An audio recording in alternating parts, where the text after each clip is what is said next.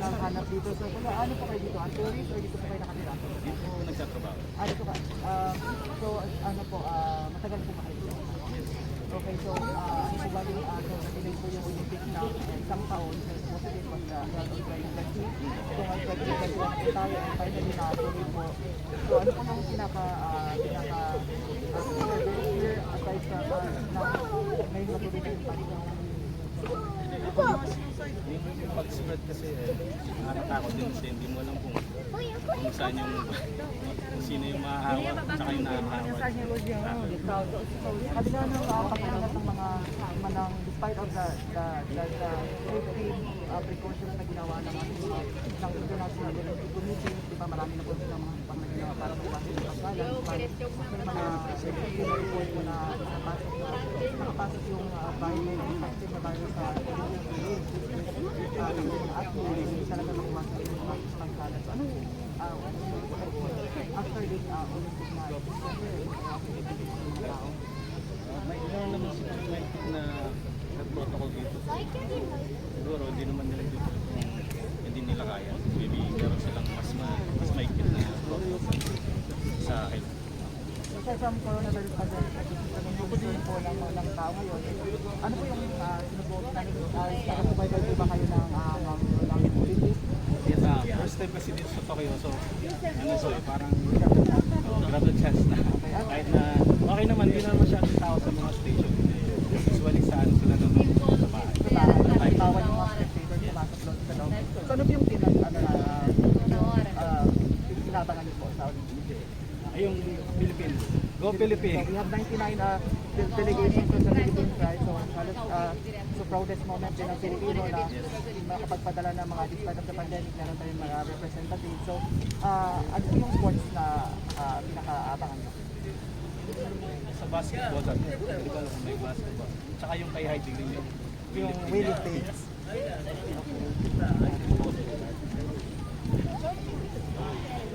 So yun lang po siguro kuya. Thanks, salamat po. Thank you for your time. Thank you very much.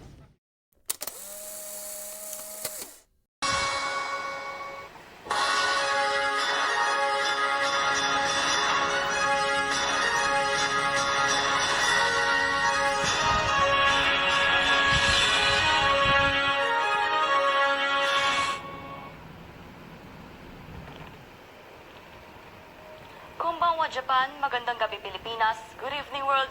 Mula dito sa SMNI Studio Japan, ako si Ria Saito at ihahatid namin sa inyo ang mga balitang may kaugnayan sa Tokyo Olympics.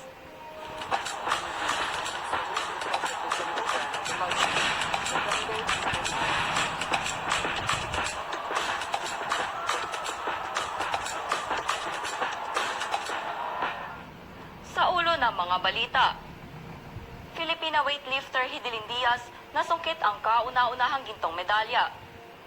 Japan nagtamo ng 8 gintong medalya sa Olympics. South Korea nasungkit ang 3 gintong medalya sa archery.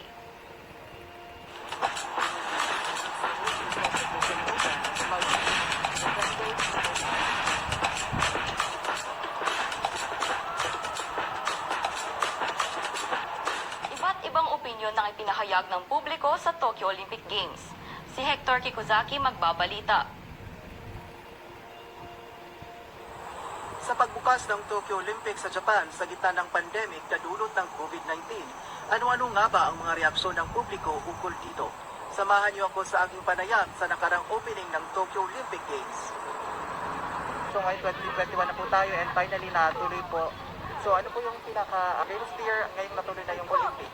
Yung pag-spread kasi nakakatakot din kasi hindi mo alam kung saan yung kung sino yung mahahawa tsaka yung nakakahawa na tao.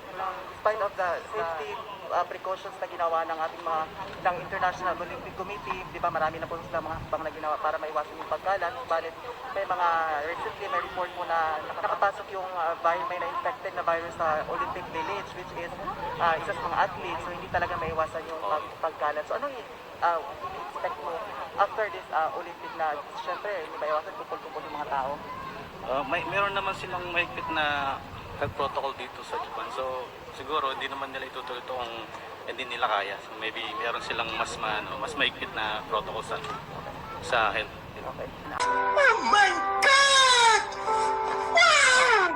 About the Olympic this year. Opinion, yeah. I'm very excited to see the Olympic because it's なんだ、Long time. long time. It's long time long time. I'm waiting to see. So yeah, today is very happy day for me. Well, I'm not in favor, but the thing is, I already have a ticket for the Olympic. So For what sport? it's a little bit. どっちの体操の方。gymnastics. Yeah. So the thing is, we have a ticket, but due to the corona situation, we aren't sure if we really want to go to the Olympic or not. So it's a little bit complicated. Iba't iba man ang naging reaksyon ng mga tao sa pagsuporta at pagtutol sa Olympic Games, nanatiling positibo naman ang Tokyo Olympics Organizing Committee sa pamamagitan ng pagkakaisa at pagkikipagtulungan ng publiko sa pagsunod ng mga health protocols, magiging matagumpay na maidaos ang Tokyo 2020 Olympic Games. Nagmula dito sa Saitama, Japan, nagpupulat Hector Kikozaki, SMNI News.